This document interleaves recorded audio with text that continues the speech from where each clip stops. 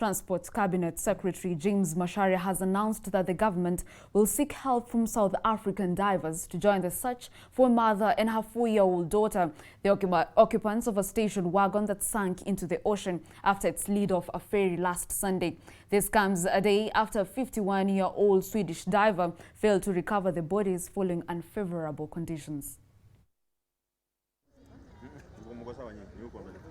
South African divers will join efforts being coordinated by the Kenyan Navy to retrieve the bodies of 35-year-old Miriam Kigenda and her 4-year-old daughter Amanda Mutheu after their station wagon sank into the ocean when it slid off a ferry last Sunday.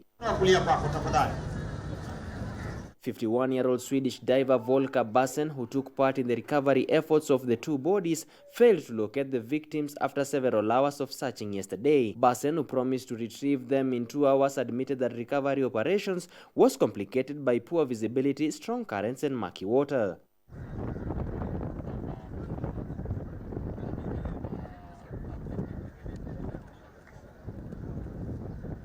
Following this tragedy, Transport CS James Macharia, who visited the scene in Likoni, stated that the government of Kenya has penned a deal with Japan that will see the construction of a cable-stayed bridge which will resolve the commuter crisis at the Likoni crossing channel.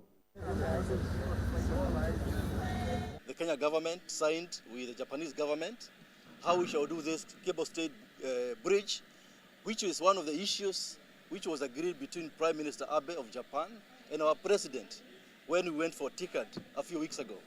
So that is now a reality. It's going to happen where vehicles and human traffic will be crossing from this side to the south coast. Secondly, we are doing what we call a cable car with the private sector. We have a company from Austria. We have provided them with land through KENHA, Kenya National Highways, to do a cable-stayed car here, which will be ferrying about 320,000 Kenyans, every day. On his part, Raila Odinga called for patience, saying that the tragedy was an unfortunate incident that has engulfed the nation. The AU envoy ordered the Kenyan Ports Authority to stop ongoing port dredging works, saying the activity was affecting visibility under the water. He commended the ongoing sea retrieval efforts and expressed optimism that the operation will end in the recovery of the bodies of the victims. We are told that some dredging work is going on here somewhere, which is interfering with the exercise of trying to retrieve the bodies here. I want to give an order here that the dredging work should stop immediately so that those who are working here can work without interference of the kind of debris that are being emitted under the water, which interferes with the visibility under the water here. So we say, power to everybody.